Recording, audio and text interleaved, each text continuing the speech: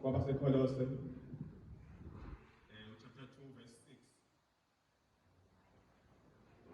Colossians chapter 2 verse 6. Osofile khona uzobe seke AC khona.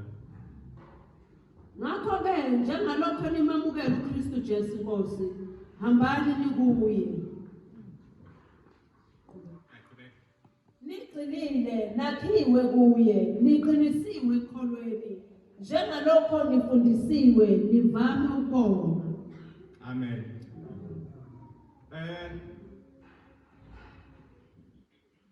Kunomzekelo ngifuna ukuthi ngisho la omalelo nabafana abenesinqumo sokuqala intaba endekazi intaba kepha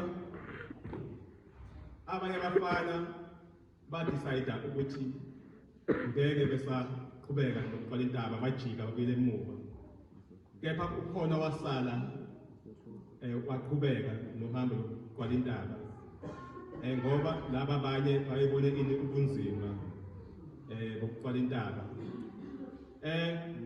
lo yedwa wenyuka enyuka lentaba endleleni before afike phezulu uningi okwenzeka la endleleni la okunye kwakho wayihamba ebuka ubuhle bentaba nje kanye nezilwane ezikhona inyoni ezinhle akethi ukuma kancane athathe izithombe ayibukisise kahle kwesisikhathi qhamuka ngisho inyoka athuka abheke phezulu abaleke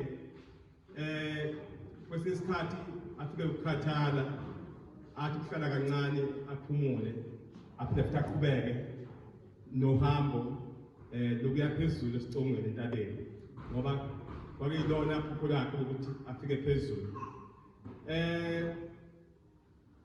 ukuhamba kwakhe wahamba waze wafika phezulu uthe esefike phezulu wajabula esebuka phansi abathafa ubuhle bemvelo kaNkulunkulu waphithende lapho wajabula esehleli lapho wabasulu wapheka nanani kwenza konke nje okukhomba ukuthi usefikile lapho efuna ukuya khona indaba ithi uma mangeke ngabuza ukuthi njengoba kade hamba lo mfana endleleni bekumnandi impetho ezimbili zithi yebo noma cha bekukhona kumnandi futhi nokubi bekukhona kepha impokophelo nothando benalo ilona lomqhubile lokuthi aqhubeke nohambo ayofika phezulu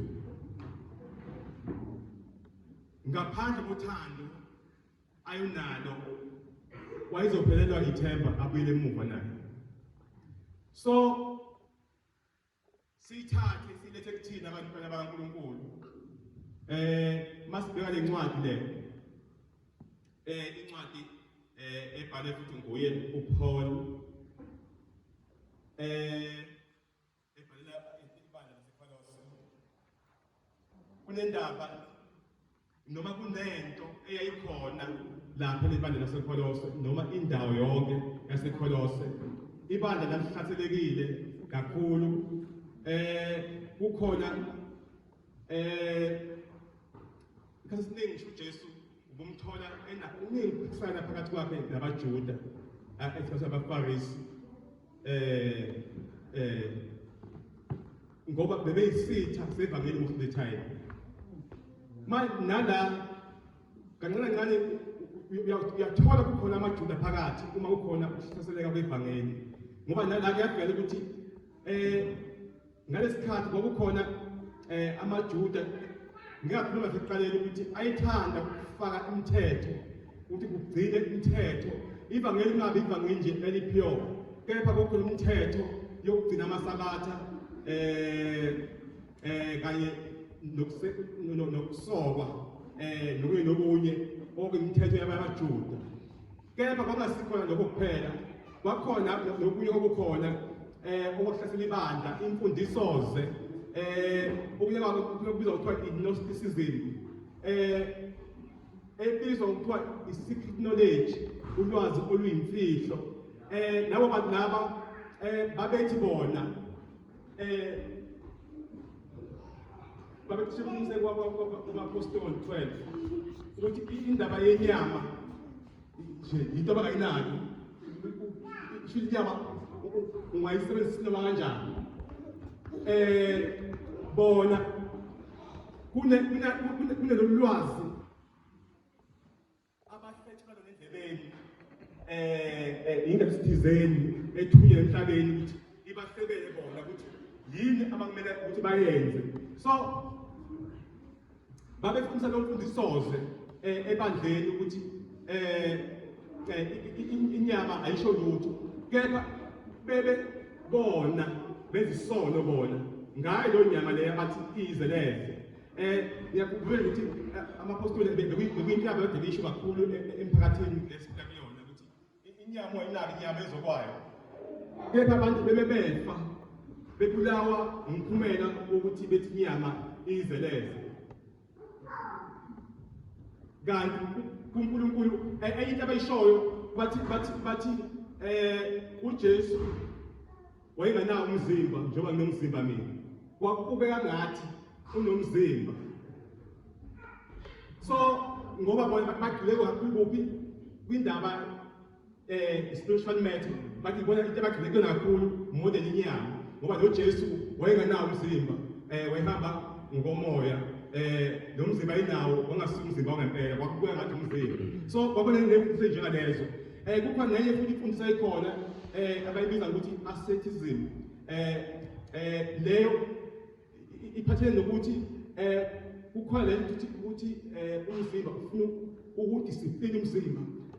Uzohamba uyofika entabeni insuku eziwu-20 noma 30 ngingadli kudla ukuze umzimba udiscipline wenze ngenkani into leyo ukuthi kube lento engiyifunayo. Nokuthi bethi bona umuntu uzoyixhakisa abe ngumpofu, ebe nayo ukumphila imali ukuthi abe nayo imali nani, kepha akavumi lokho yena efuna ukuthi ebe ngokuxhakileyo ukuze ezodisciplina inyama. Ngoba nemfundiso njengalezo ezasikhona beyifaka ebandleni. Abanye abashadile futhi manje uNkulunkulu inkonzo abanike yona basayenzi ngoba manje bathi bayidisciplina. Yayibona loo nto leyo phela nje ikhona inyakanyaka. Kukhona ukukhonza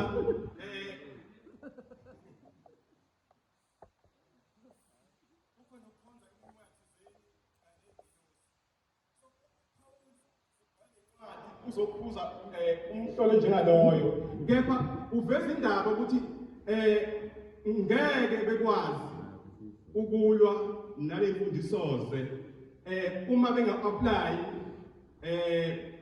chapter 2 waseKolose, awuphindela futhi verse 6.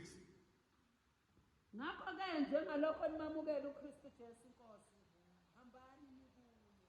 Lapho unjengoba nimamukele uJesu Kristu, hambani nikuye.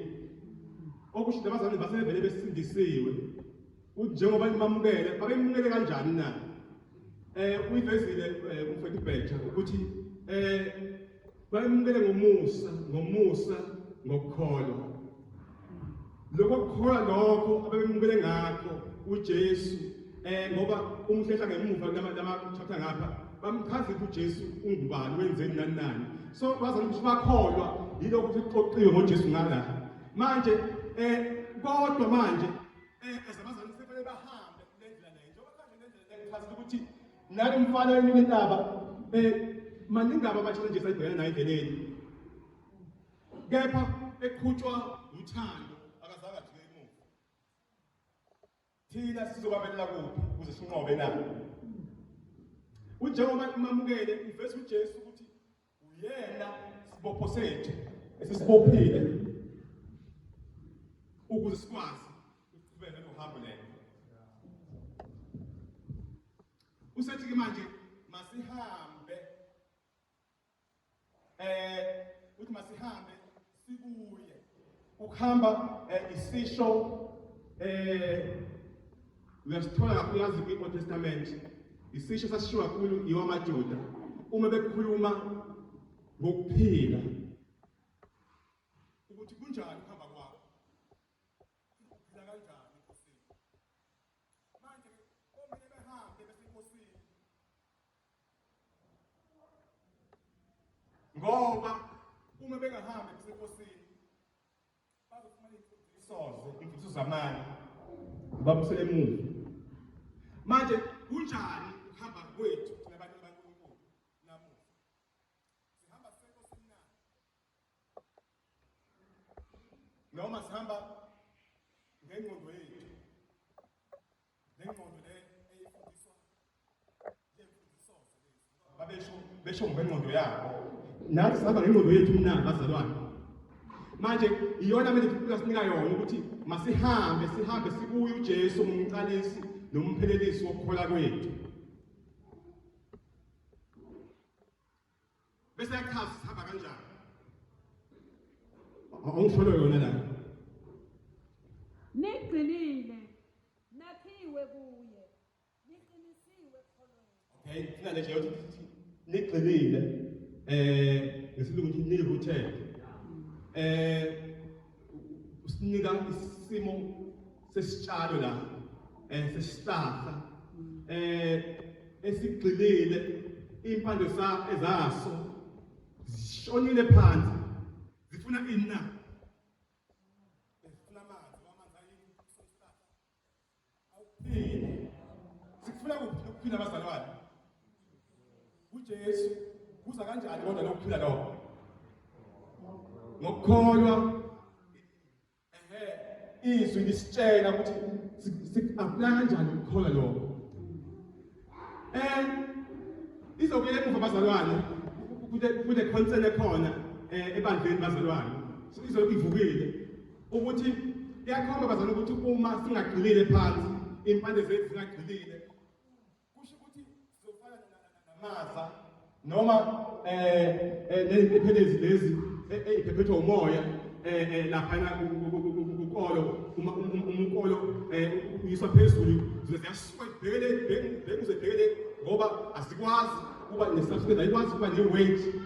Nasi sizofana nesimo esinjengaleso samaza esiphethwe umoya abhekele aphinda abhekele kepha uma kwethu kuncike ngokukhona kuncike esila kunkulu esizalwane esikhole loba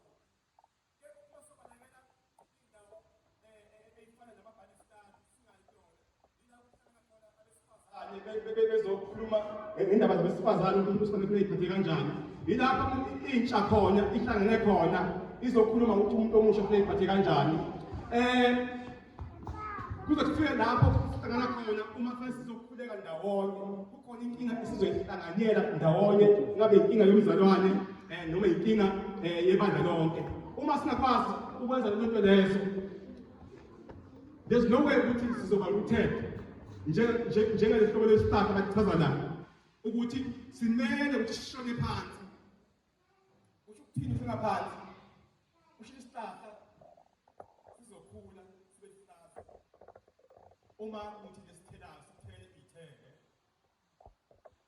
futhi asigcini lapho sizoba umthunzi for abantu uma kunelanga lishisa ilanga futhi uma kuqhamuka umoya siyama singawi futhi siyakwazi uma ukuthi isihlahla sivikele wena umzimba wakho kungabi lula ukuthi umoya uphephethe umuzi. Nguwe lo mzalwane uma ngawo njalo. Nguwe lo uzokwenza lento lezo ukuze ibandla ngawe lizuze okuthizeni. Ukukhula kwakho awuyikhuleli wena.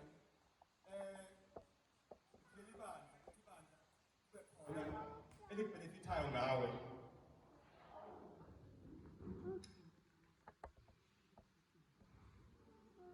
Kungenjalo bazalwane sizosala sinolwazi kuphela. Uma ufunda ngomlando webandla i-church history kuyahamba kutholakala ukuthi ibandla lahlaseleka lasala lento abayibiza kuthiwa i-dead orthodoxy okusho ukuthi ukusala nomqondo wakho, apply umqondo wakho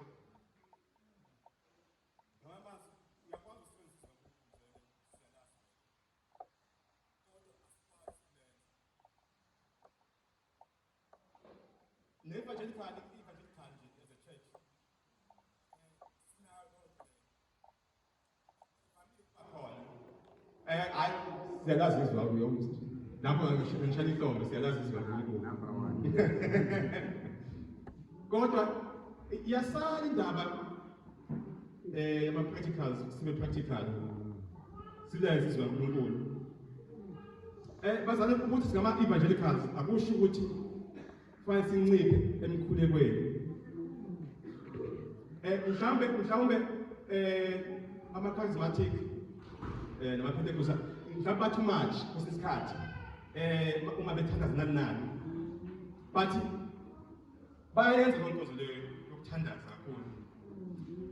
Okusho khona singakuthatha kubona noma singeke thina sibe too much, kepha sizokwenza ukukhuleka njengoba nabo bakhona bakuthatha kuthina uthi bestablish izwi likaNkulunkulu njengoba sikwenza thina. Ngamanye amazwi asiphelele nathi somehow singuhafu siyayidinga le phathi ngale ukuze sikwazi ukuba siphelele phambi kaNkulunkulu. Nabo futhi khona bakudingayo kithina ukuze baphelele phambi kaNkulunkulu. Ingakho besibiza ukuthi umzimba kaKristu singamalunga omunye somehow siyadingana. Ukhona ngakufunda kumina, ukhona ngakufunda kuwena. Ungabe umqondo wokusithwala kungathi ivangelo elakho walimukela ngomqondo wakho nangendlela yakho ngamandla akho. Kepha uma sizithobile I can learn into ethizeni umzalwane. Even ngama-mistake akhe ukhona ngakufunda. Hayi ukuthi uzofunda okuhle kuphela kwenzile, even ngama-mistake. Ngama-mistake ami ungafunda something. Ngoba nje nami uqobo lwami ngama-mistake ami khona into efanele ngiyifunda. So kepha izwi likaNkulunkulu lilona elizosisiza abazalwane ukuthi sikwazi ukuba ukuthi asifuneni izwi likaNkulunkulu ngoba lona liletha ukuphila. Asifuneni uJesu ngoba uyena letha ukuphila empilweni zethu. Ingakho isihlahla sidipha kangako ngoba sifuna ukuphila. Ukuze sihlale sihlaza noma singahlaza sesikhathi eziningi wayibona zikhithika manje ebusika. Akusho ukuthi ayina amanzi. Ziwongile for isikhathi sokuthi uma sifuna ikhiqize zikhiqize. Awuphinde fuqhubeka kancane. Nakhiwe kuye, niqinisiwe ekholweni, njengalokho nifundisiwe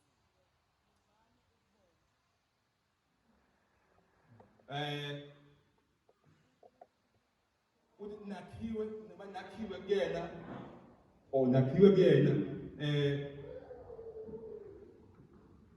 uma wakha indlu i-process bazalwane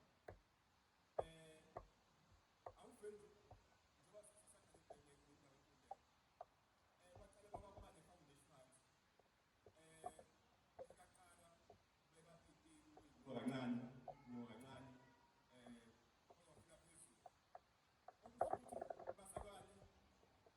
impilo yomzalwane uyakhula ekukhiqizeni izithelo enkosini. Uyakhula konke amakhonazi empilo yokuba umzalwane. Shuthi into eqhubekanayo leyo every day. Asikho isikhathi lapho kuthiwa khona umzalwane uselovile ufika ngathi use-achievile. Hayi sengifikile khona, sengi-achievile. Uxola neywa wayenzima. Kwasabonakala ukuthi wayenzima ngayo. Kepha umzalwane kumele ukuthi aqhubeka akhiwa.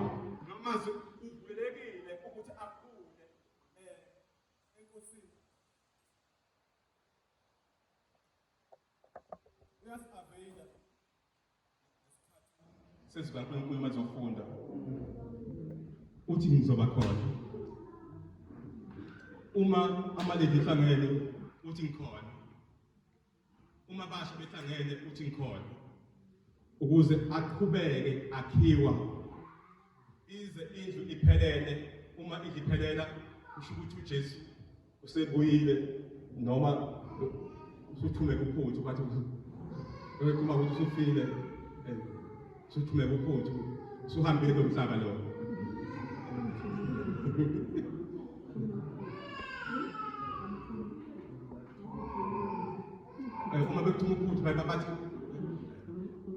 usumekubulela ukuthuma uphuthu kepha kuba umuntu ozobe ezeyifele nje ukuthi usuthumekile uphuthu vele wafa usuyobona nenkosi yakho laphezulu ukuthi ubuka kusebenza kanjani manje ke simele bazalwane ukufisa ukube sibe ilo hlobo lwendlu olakhuwayo olukhulayo sunosuku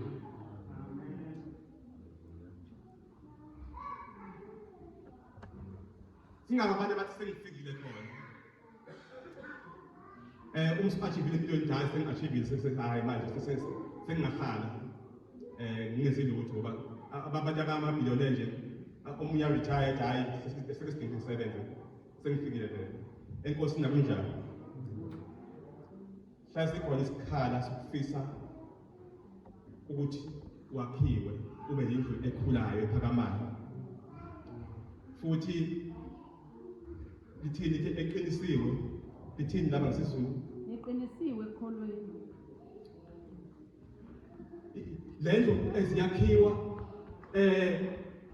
noma bezokhona bezoyihlola ukuthi ngempela lendlu iphephile na ofike beyivume ukuthi iphephile ngoba yini yakhiwe kahle yaqiniswa basibe nohlobo lendlu ongathi ngisho kuJesu ezayibheka ukuthi injani hlobo njani lendlu akusine indlu engalimaza abantu mabephakathi na afika athi 100% lendlu iphelele futhi iqinile angeke ilimaze abantu asilona hlobo abazalwane engafuni ukukhula enkosini uthola isithelo kulona akusinda ukuphumula instead uyena ulimaza abazalwane akukho ababenefita abazalwane kepha yena ulimaza abazalwane nomphakathi ayikho uyibona kuyena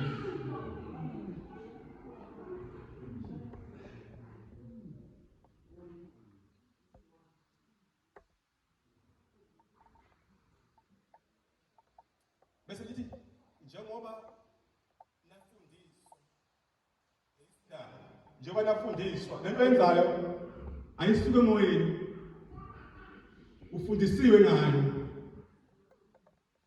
njengoba sengisho ukuthi ziavele emzalwane endaweni lakufunda khona la kuhlangane khona nawe qobo lwakho uwedwa la ukhona khona ufunde izwi kaNkulunkulu ukuze ufundiseke uvume izwi kaNkulunkulu lifundise bese sivama ukubonga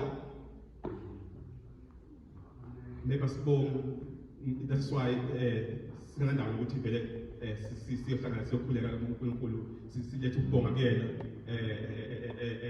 sibe vele sicelile ngathi sicelile noma obuye vele ngazabonga ngoba ngihlaba ngagcinanga vele kepha ngikhothi umuntu obongayo lo usecelile vele ukuthi uzovama ukuba nokubonga phambi kaNkulunkulu ngoba uNkulunkulu usenzele umusa njengoba simamukele masihambe sazi ukuthi lo osimamukela akashintshi nguyena Jesu ekuqaleni nguyena Jesu Alpha and Omega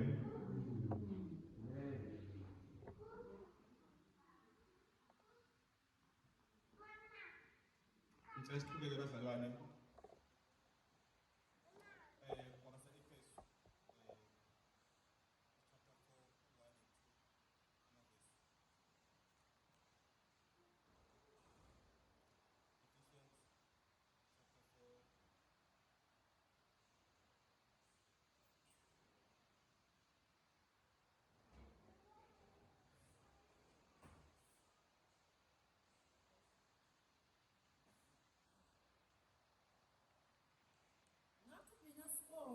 enkosini ngiyanincenga ukuba nihambe ngokufanele ukubize nabezwa ngakho ngokuthobeka konke nobumnene ngokubheka kade nokubekezelelana ngothando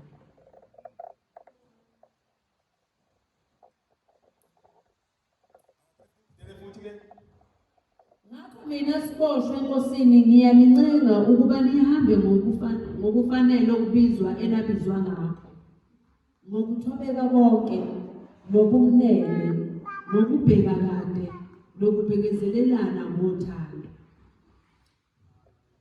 Paul uzibiza uqala uzibiza ngesiboshwa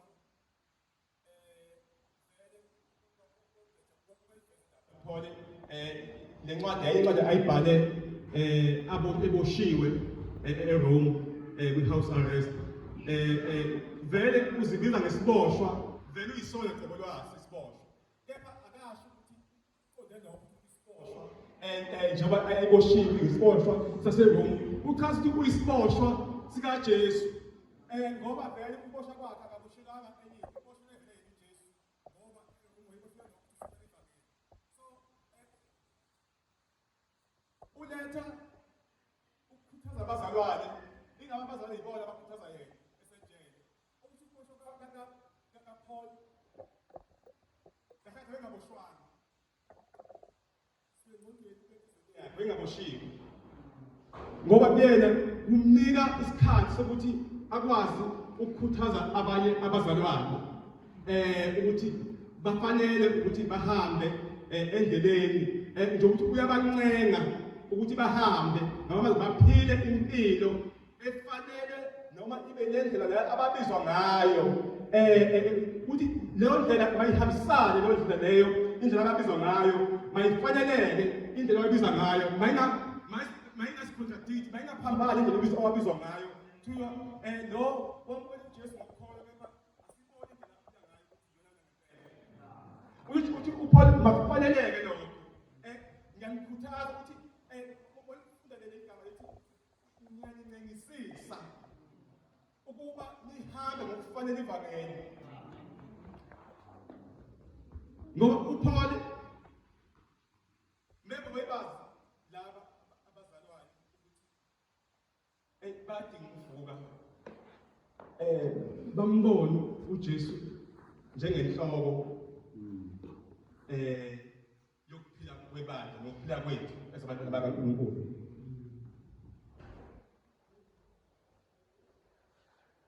Ungiyanceka ukuba nihambe ngendlela le efanelwe indlela nabizwa ngayo bese yimi ngisho ukuthi nigqoke bese yasho oqala lokuqala ngokuthobeka konke nigcwele intobeko nigqoke intobeko ihumility legama lokuthi umuntu ozishaya umuntu ophansi even noma kuthiwa uphezulu azibone engophansi abanye bakhule enancane manje umzalwane fanele ahambe ngendlela le efanele ibonisa ukukholwa noma insitho yakhe zibonakala lezithelo lezi eyikhona ukuthi egqoke ukuzithoba okugqoke ubani ngiyena uJesu igqoko lakhe inkonzo yokuzithoba abazalwane esikhulayo zabantwana bakaNkulunkulu iyasikhula kakhulu kancane omunye athobele omunye even noma kuthiwa umzali ungitshela iqiniso kuba nzima ukumthobela ukuthi cha lento ayishoyo iqiniso even noma ingabe iqiniso mhlawumbe uma ngigcwele intobeko kufanele ngihlehle kancane ngithi awungisibheke kahle ukuthi lento eshiwo umzalwane kimina yes mina ukuthi ayilo iqiniso kodwa ke ayizinunge amaphapha ngathi ayikho into edugele lapho noma esondela lapho ngingagcwali ukuzithwala ngizogcina ngingasaboni ukuthi ngempela lento eshoyo iqiniso ngempela yini manje uJesu wayegqoke yona lentobeko le athi ayikhombisa even nabafundi bakhe intobeko senze abanye kube ngathi bangcono kunathi even noma bengenjalo lo nto ishumayela ivangeli elikhulu intobeko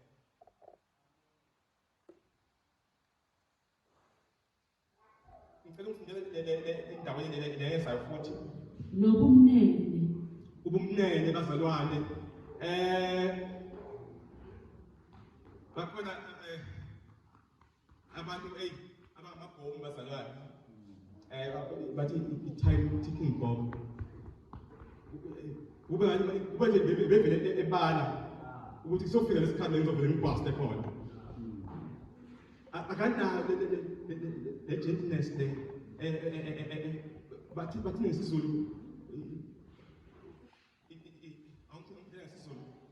nobumnene ubumnene akanabo ubumnene la bayiveza ukuthi kwesesikhathi ukusebenzisa amandla kodwa akontroliwe lamandla lawasebenzisayo awa-abuse umnene ngiyayithi ngakuvele umuntu wonke uyilida komunye nomunye akudingi uzobabili nobamami oyilida bangabalida bona kodwa-ke nawe uyilida komunye nomunye akumele kube umzane azizwele kube ngathi ukhona bathi i-short fuse vele ubhaste nje akube khona leyo nto leyo yokuphathana phakathi kwethu ngobumnene even noma kukhona engikwenzile kwena okuhambukayo kepha ngobumnene angeke uzufisa ukungilimaza mina nami ngeke ngizofisa ukulimaza ngoba ngimnene empeleni simele sibe protective sinayo lesi ingathiwa umzane o-reactive njalo ukade ukuthi once umfana washo kuthizeni ngizovele ngimthathe kanjena kanti uma sinabo elizweni zethu ukuthi ezami ngifuna uba mnene sikuchuze lokho ukuba mnene ukuze noma kwenzeka isikhathi leso kukhona umzalwane okuthizeni ngokukhanisifika uthi ngifuna vele lento ade ngiyiphractice ngaphakathi kumina omunye azamangathi kanjani ingoba vele lento iyaphila ngaphakathi kodwa mekuthole vele lento ingekho kwena uzo-react ngendlela futhi ayikho kahle siyababonga abantu abanjengalabo ukuthi noma exercise amandla akhe ngoba kepha kuba amandla akontroliwe futhi akusiwo umbono wakhe umuntu abambono wami ukuthi umbono wami awuphikiswe engushilo izwi yakwana lokho zikhona ikhadi lapho fanele ibe kanje kepha ikhona ikhadi lapho uvumelene imbono ukuthi ibe khona ukuba mnene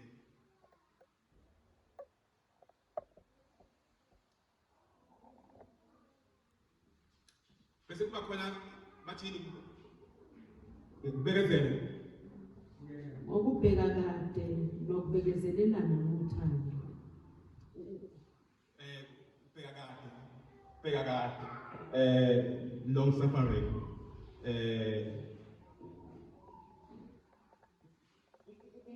uma unokubekezela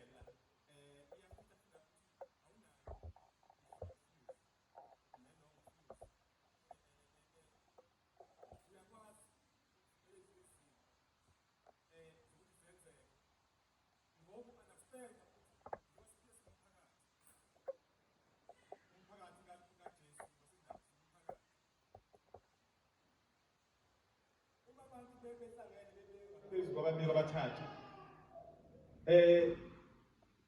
for sure kuzoba khona isikhathi ingakho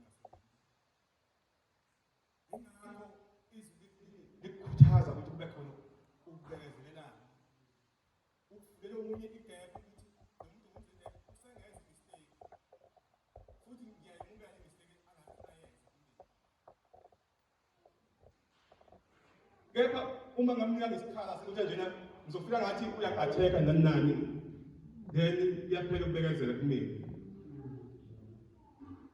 manje lithi masibekezelelane omunye nomunye njengomphakathi vele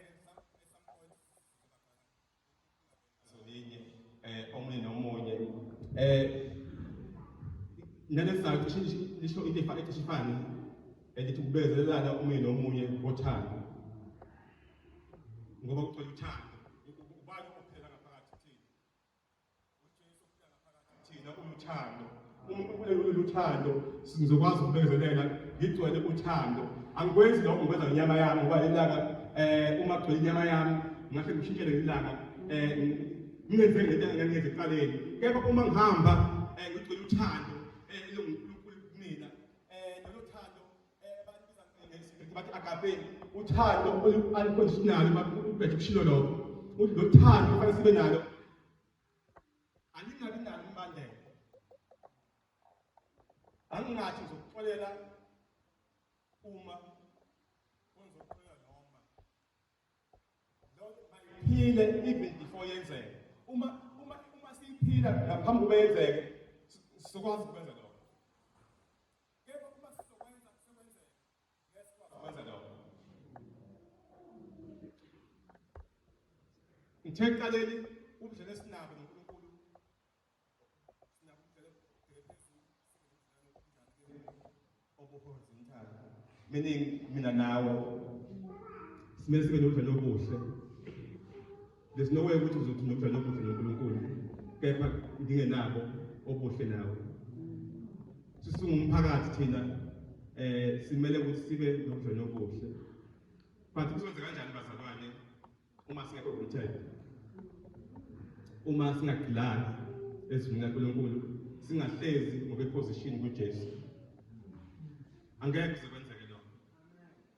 Uma sihlezi kuJesu sizofunana omunye nomunye. Ukufunana kusho ukuthi idingo zomunye nomunye uzozazi futhi uzofisa ngayo inhliziyo yokuhlanganyela nomunye umzalwane la kuhlangana khona. Kuzoba nesikhala esikhona sokufisa ngaso lesikhathi ukwenza intando kaNkulunkulu. Ukuhlangana nabazalwane izinto esidinga zezonto basizenze.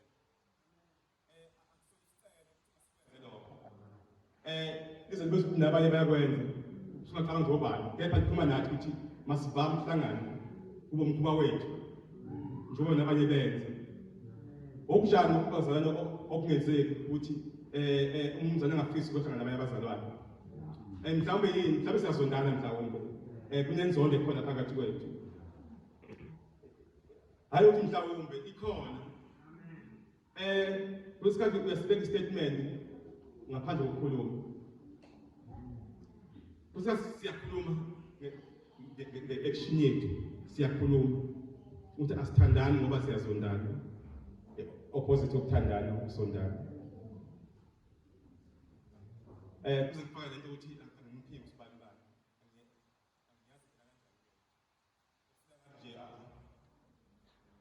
Angiphiwe noma mina angikuphanga wena.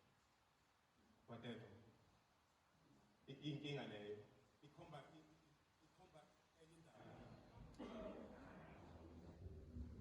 Sizoyithola kodwa ukuthi le ingena kuphi leyo uma kunenkinga lezi ezenzakalayo. Sizama sithole kanjani.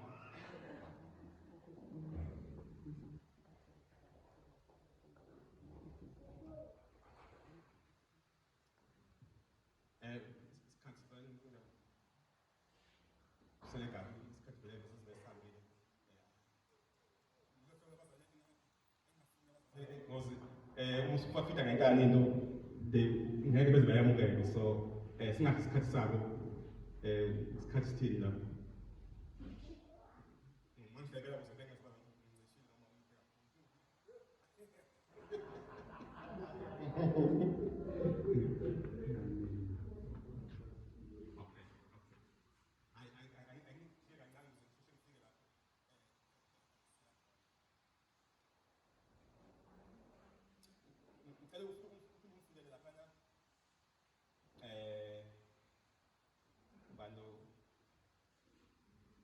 First John chapter 2 verse 6.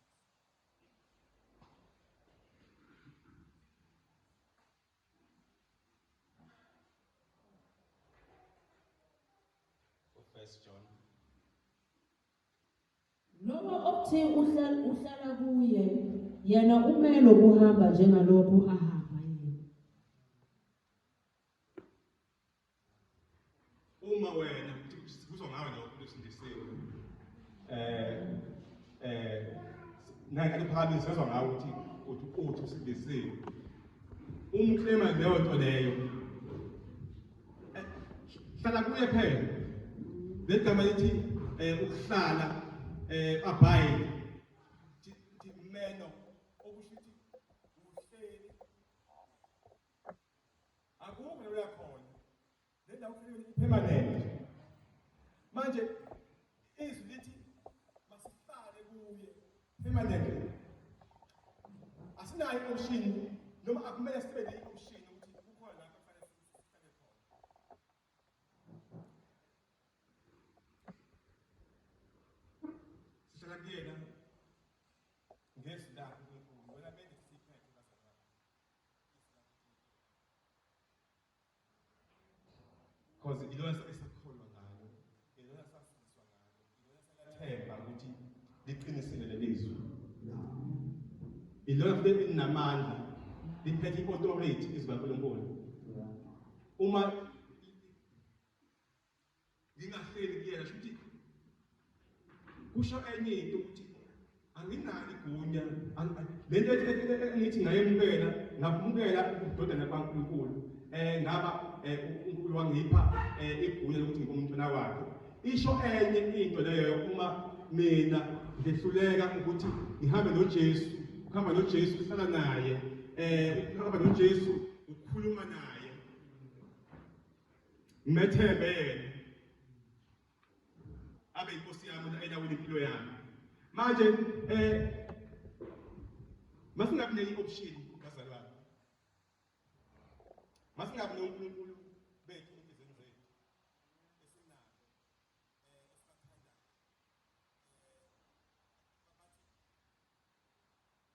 esibathandayo lento oyithanda kakhulu uyena uNkulunkulu wakho. Ngoba sesikhathi thothi umuntu uhlele ekhaya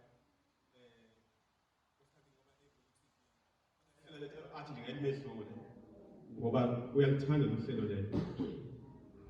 Omunye uhleli kakhulukazi isithe esikhulu esibazane ekhuluma ngaso. Uhleli kakhulu ku-TikTok. Uthanda kakhulu ukwenza TikTok. Hayi uthi uyaphumula mhlawumbe. Angaphumuli lo 5 hours nje. Uhlanga kunjani? Uhleli la uphethekelele lezo siyayithandayo ingoba ngahleli ngokusinzileyo kuJesu. So bazalwane sibhekene sitha bazalwane sisivumele isitha sokuthi sincisheke okuyona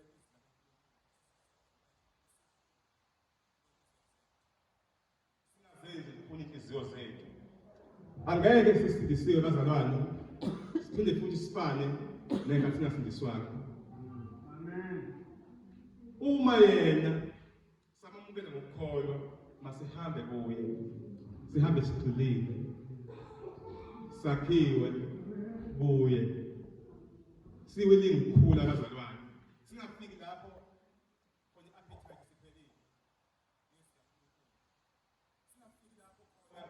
Sesi-achievile enkosini achieve lutho lokho ukuthi achieve khona.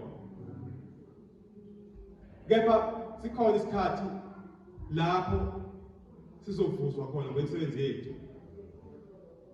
Ilapho uthi khona achievile mawuthi achievile ngazi. Lapho ukuthi umlilo uchecka imisebenzi yakho ufumanise ukuthi igolide noma isiliva.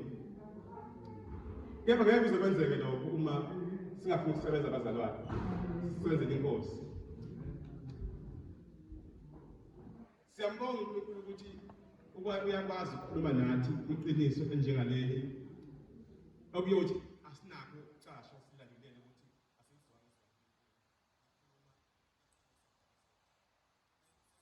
Kuba sibe practical bantu bakaNkulunkulu. Kanjani na? Sibe uhlobo ophakathi kweNkulunkulu. Siphinde sibonakale futhi nathi sumphakathi ophilile othandanayo othobelanayo ohamba ndawonye. Amen. Ngoba iyavela ukuthi akhona ama-division ayenza ukuthi lo mphakathi ungahambi ndawonye. Njengebandla ngaseKorinte zaziningi mhlawumbe sesifuzele wona eziningi kakhulu ama-division wakusekhaya lawo. So asibheke leyo yenza ukuthi ibandla uthi uNkulunkulu i-fellowship njengaleyo akayithandi uze ethi uma khona